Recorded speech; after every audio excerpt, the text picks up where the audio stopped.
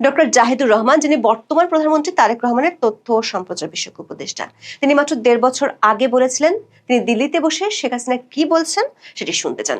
বলেছিলেন তারেক রহমানের মতো শেখ হাসিনা বক্তব্য প্রচারে নিষেধাজ্ঞাও উদ্ভট ও হাস্যকর। ১.৫ বছরের ব্যবধানে তারেক রহমানের সরকার আমলে যখন বাংলাদেশের সাবেক প্রধানমন্ত্রীর দেশে ফেরার ঘোষণা আন্তর্জাতিক মিডিয়াতে ব্যাপক আকারে প্রকাশিত হচ্ছে, তখন ডক্টর জাহেদ বাংলাদেশের গণমাধ্যমকে সতর্ক করে দিচ্ছেন আদালতের নিষেধাজ্ঞার বিষয়টি স্মরণ করে দিয়ে। যদিও আদালতের নিষেধাজ্ঞাটি হিংসাত্মক বক্তব্য প্রচারের ক্ষেত্রে। প্রশ্ন উঠেছে, হঠাৎ করে সরকার কি এমন চাপে পড়লো যে কারণে ১.৫ বছর আগের নীতি বা বক্তব্য থেকে সরে আসলো? কি প্রয়োজন পড়েছে শেখ হাসিনার বক্তব্য প্রচার নিষেধাজ্ঞা আরোপের? গণমাধ্যমের খবরে বলা হচ্ছে, বিগত অন্তর্বর্তী সরকার আমলেও শেখ হাসিনা বক্তব্য প্রচারের ক্ষেত্রে নিষেধাজ্ঞা দেওয়ার চেষ্টা করা হয়েছিল, কিন্তু ফল হয়েছে ঠিক উল্টো। তাদের সামাজিক যোগাযোগ মাধ্যম ও দেশের বাইরের সংবাদ মাধ্যমে তা ঠিকই প্রচারিত হয়েছে। নিষেধাজ্ঞার কারণে শেখ হাসিনার বক্তব্যের প্রতি মানুষের আগ্রহ আরো বেড়েছে। গুগল ট্রেন্ডসের তথ্যে সেটার প্রমাণও মিলছে।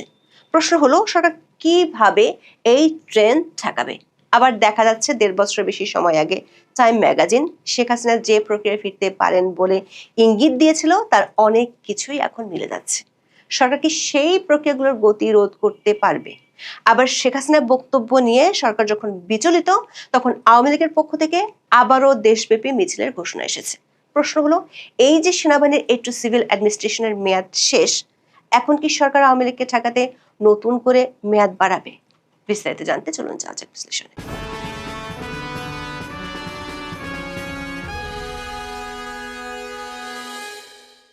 ২৯ জুন এনডিটিভিতে শেখ হাসিনা একটি বড় সড় সাক্ষাৎকার ছাপা হয়। এনডিটিভির বরাত দিয়ে প্রথমে কয়েকটি ভারতীয় ও বাংলাদেশি সংবাদ মাধ্যম এই সাক্ষাৎকারটি প্রকাশ করে, যেখানে শেখ হাসিনা প্রথমবারের মতো বলেছেন মৃত্যুদণ্ড, মামলা, দলের কার্যক্রমের উপর নিষেধাজ্ঞা সহ যত বাধাই থাকুক তিনি ২০২৬ সালের মধ্যে বাংলাদেশে ফিরবেন। এনডিটিভির বরাত দিয়ে এই সাক্ষাৎকারটি ছাপা হয় আন্তর্জাতিক সংবাদ মাধ্যম রয়টার্স ও এএফপিতে। রয়টার্স ও এএফপির মতো আন্তর্জাতিক সংবাদ মাধ্যম খুব বেশি গুরুত্বপূর্ণ সংবাদ না হলে অন্য দেশের সংবাদ মাধ্যমের বরাত দিয়ে কোনো খবর প্রকাশ করে না। বাংলাদেশে নির্বাচনের আগে যখন ভারতীয় গণমাধ্যমে শেখ হাসিনার সাক্ষাৎকার প্রকাশিত হয়েছিল, তখন রয়টার্স ও এএফপির মতো আন্তর্জাতিক সংবাদ মাধ্যমগুলো নিজেরাই শেখ হাসিনার ইমেল সাক্ষাৎকার নিয়েছিলেন। কিন্তু এবার এনডিটিভির প্রকাশ করা সাক্ষাৎকারটি রয়টার্স শুধু প্রকাশই করেনি, একদিনের মধ্যে সংস্থাটি তাদের নিজস্ব ফেসবুক পেজে ২ বার পোস্ট করেছে খবরটি।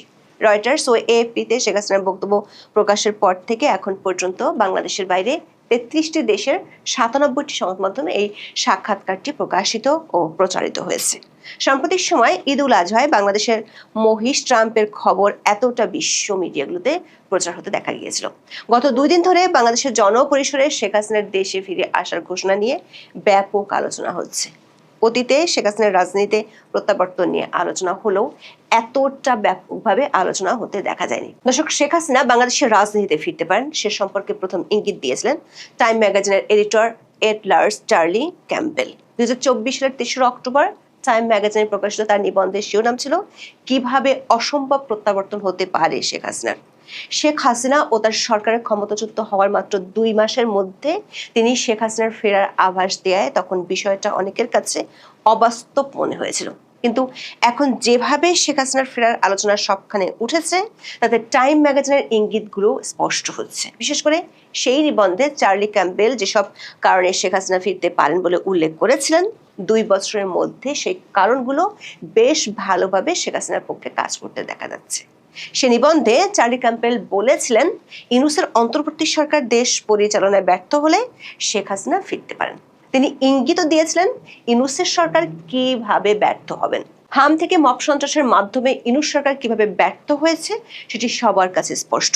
টাইম ম্যাগাজিনের সেই নিবন্ধে শেখ হাসিনার ফেরার ব্যাপারে উইলসন সেন্টারের সাউথ এশিয়ান ইনস্টিটিউটের পরিচালক মাইকেল কুগেলম্যানের বক্তব্য প্রকাশিত হয়েছিল।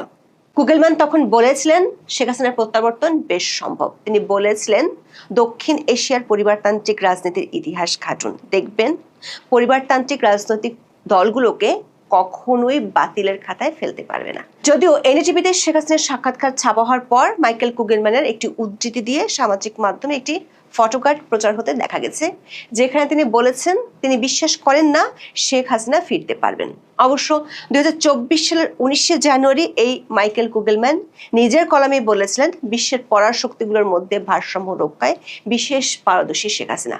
বাংলাদেশে এখন শেখ হাসিনার ফেরার স্পষ্ট ঘোষণা নিয়ে যে আলোচনা, সেখানে প্রশ্ন উঠেছে শেখ হাসিনা কিংবা তার দলের এই বৈশ্বিক পরাশক্তিগুলোর সাথে যোগাযোগের দক্ষতায় কি কাজ করছে। বিশেষ করে গত 9 মে থেকে শেখ হাসিনা যতগুলো মিডিয়াতে ইমেল সাক্ষাৎকার দিয়েছেন তার সব কটিতে তিনি বলেছেন তিনি ও তার দলের নেতারা ফেরার ব্যাপারে নীরবে কাজ করে যাচ্ছেন আন্তর্জাতিক মহলে। এক ধরনের ওপেন সিক্রেট আলোচনা আছে, ভারত, যুক্তরাষ্ট্র ও ইউরোপীয় ইউনিয়নভুক্ত কিছু শক্তিশালী দেশ এক্ষেত্রে একমত হলেই পরিস্থিতির নাটকীয় মোড় দেখা দিতে পারে।